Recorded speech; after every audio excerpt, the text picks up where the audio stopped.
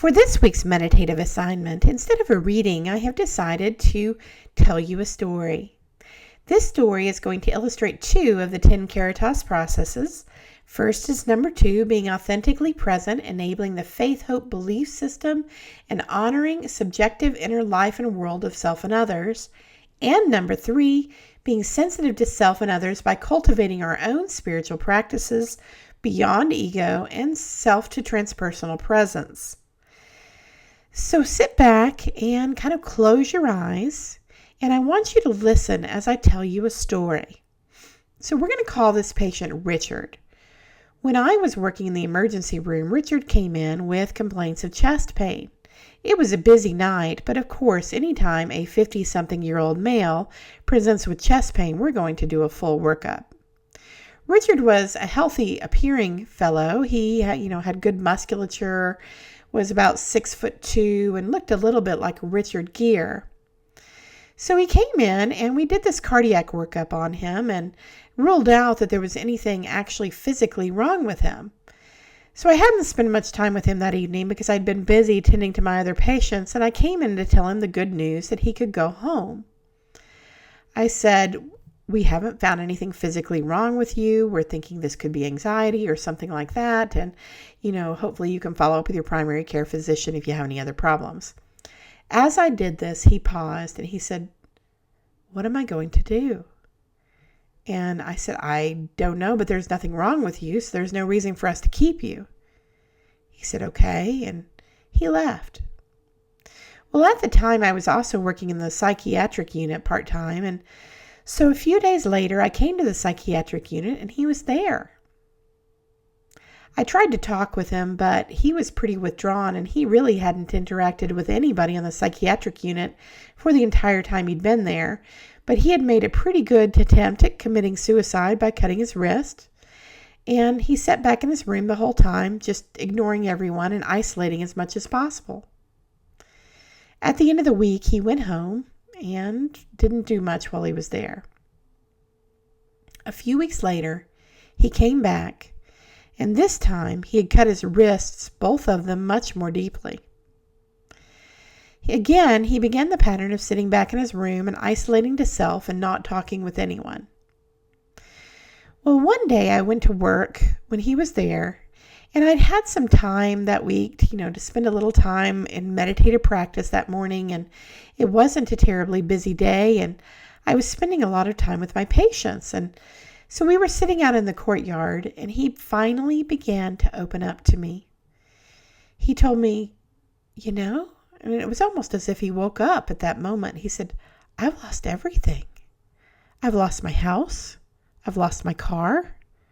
I don't have a job. When I leave here, I'm going to be homeless. I don't know what I'm going to do." I explored that with him a little further, and he said it all began in 2013, and this is about 2017 when I'm talking to him. He said it all began in 2013 with my wife, and she became very ill to the point of she was septic, and I think I waited too long because I called them finally because she was so sick, and they came to the house, but she was a pretty big woman, and they had to wait for the firemen to get there because they needed to get some help to transport her out. And she got to the hospital, and everything happened really quickly, and I don't know what happened, but she was on a ventilator, and I had to make a decision to turn it off, and she died. And ever since then, it's been like I've been in a fog. It's been like everything seems surreal, and I don't know what's been going on. I don't know what I've been doing. It's been like I'm in a fog.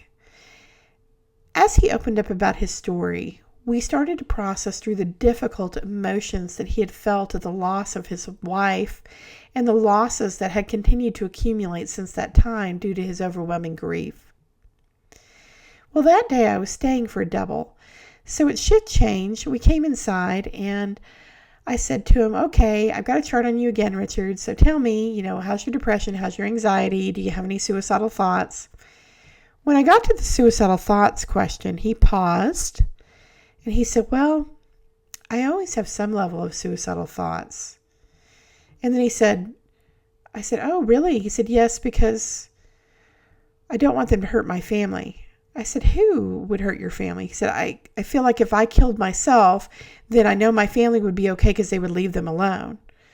I said, I don't understand what you're talking about, Richard. He said, well, a few years ago, the Aryan Brotherhood, I killed their dog, and they killed my dog, and it's been a tit for tat ever since. And now people with out-of-state plates are always following me, and I know that they have them with me all the time, and you work for them too, don't you? I stopped, and I paused, and I thought, oh my, we've got some paranoia going on here. And I said, I don't work for them, Richard. And in fact, I have people with out-of-state plates that follow me all the time, but I don't think that they're after me. I just think that they're from out of state and driving in their car. He paused and he reflected on what I was saying, and he said, you know, I think you may be right. In fact, maybe I'm just paranoid. Maybe that's why I'm in here. At that point, he asked me for some shampoo. He asked me for some conditioner and a hairbrush and a razor. He went back and he took a shower. And I said, Richard, our razors don't work very well. They're pretty terrible. You've got quite a bit of stubble going on there. I don't know if it'll shave it off. And he said, well, I'd like to try anyway. So he took a razor and he tried to shave and came out and he said, boy, you weren't kidding about those razors. Those were terrible. And I said, well, you look great. And he said, thanks. I was fishing for a compliment. He spent the rest of the evening out in the day area interacting and laughing and playing games and flirting with me and all the other nurses. And while that may not seem appropriate, remember, we're recovering from several years of being in a fog, so it was appropriate. And a few days later, he went home, and we haven't seen him back. The paranoia went away. He began to smile. He didn't have any more suicidal thoughts. And all of it because somebody took the time to engage with him as a human being and to hear a difficult story. It is in this type of interaction that we truly provide care for others. But we can't have this kind of interaction unless we first care for ourselves. We have to be authentically present and sensitive to ourselves first and cultivate our own spiritual practices before we can do it for others. Had I not taken the time to do it that day, where would Richard be now? What if back in 2013, when his wife originally had her problems and passed away, what if somebody at that time had been able to engage with him in this type of a Caritas process? Or maybe a few months after. So I'm going to put some reflective questions on our webpage because this week's topic is over sociocultural and spiritual awareness and the practice of self-reflection and self-awareness. Thank you for taking the time to listen.